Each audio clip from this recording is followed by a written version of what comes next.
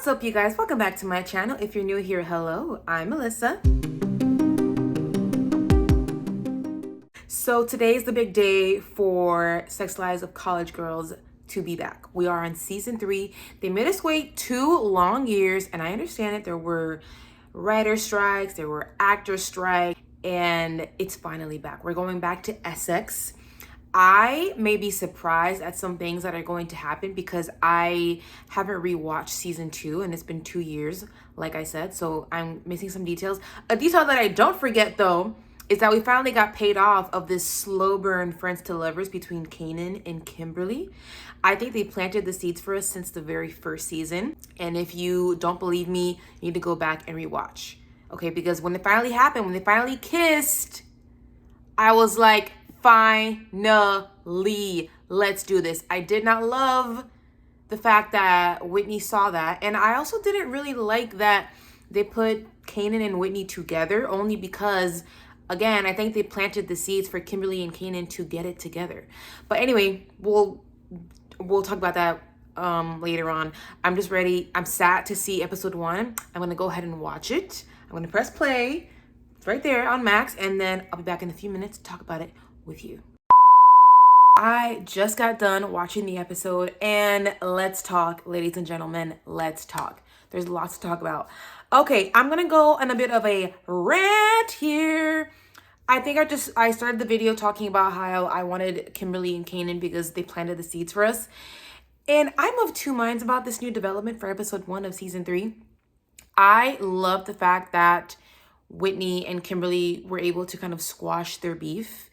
I love that they showed there was hurt and pain there, and that, you know, that was kind of like a journey in this episode. And I really do appreciate the show making the choice of not having these two women fight so long over a man, because that would have been a not so fun ride. But at the same time, I completely understood why Whitney would be so hurt, because that was one of her good friends who kissed her ex, who broke her heart, but also lied to her when she asked her about it. She was being upfront. I love that the friendship is back, but I can also mourn the fact that I just feel kind of cheated out of the whole possibility of Kanan and Kimberly, because I do feel like they set that up since the first season. And if they set that up since the first season, why did you have Kanan and Whitney even get together at all?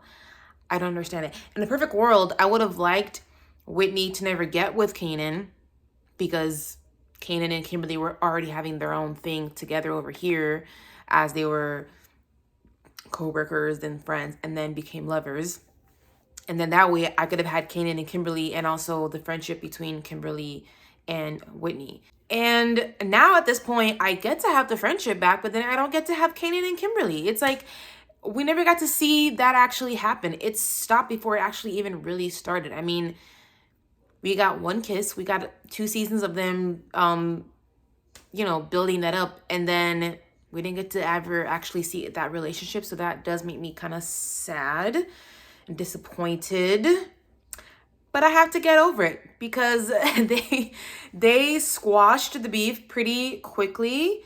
And then I also like how Kanan and Kimberly kind of end things in an amicable way as well. So there is that. So Leighton is going through her own journey in this. So I know that Renee Rapp had announced a while ago that she would be leaving the show. So they found a smart way to do that in this episode, because she's back with Alicia. And Alicia gets a job offer in Boston. That's a once-in-a-lifetime, the type of job that she's going to drop college for, because it's that important to her. She's going to be moving from Vermont to Boston because it's that important to her. And of course, this causes a lot of, I think, worry and anxiety on Leighton's part, because, her girlfriend, who she loves, is just leaving, and it's easy for her to leave like that because of an amazing opportunity, which is understandable. So then Leighton is not really happy about this, but this episode really showed us that she is that obsessed with math. And I remember that she was very good at math, but she is so obsessed with math to the point where she's willing to take a 90-minute bus trip to these special super advanced math classes that eventually end up not really working out, because who wants to do that 3 times out of the week? And then her teacher says, well, there are some super advanced fancy classes in MIT that I could transfer you to.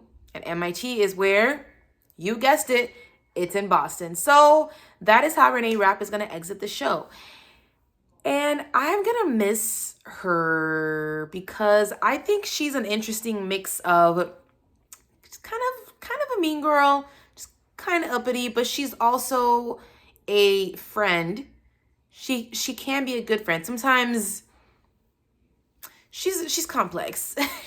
She got very annoyed and like she's above it all from her friends, but at the end of the day, these girls all still really love her, and I think that is probably going to be a very heartbreaking scene when Leighton tells them that, hey, I'm leaving.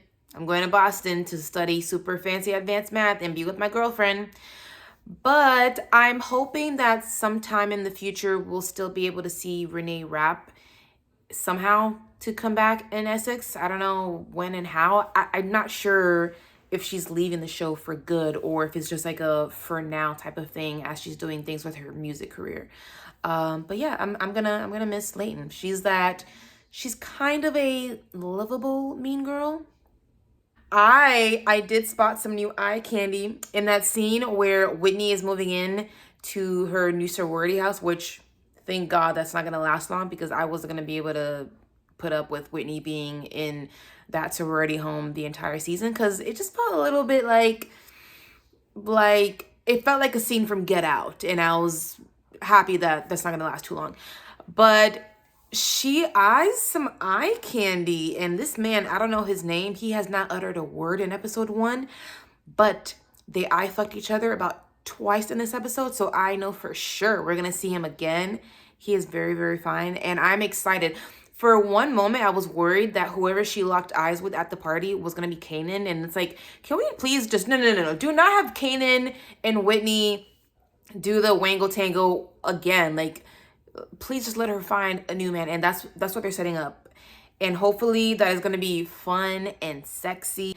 I want to see her have had fun because it sounds like her summer was filled of anger towards her friend Kimberly, and this season, sophomore year, is supposed to be about her hopefully getting her groove back. And I really, really enjoy what they are doing with Bella with 1L.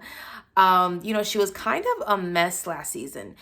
I know that she kind of did her writer friends dirty by kind of taking the credit and being the spotlight when, she really shouldn't have done that.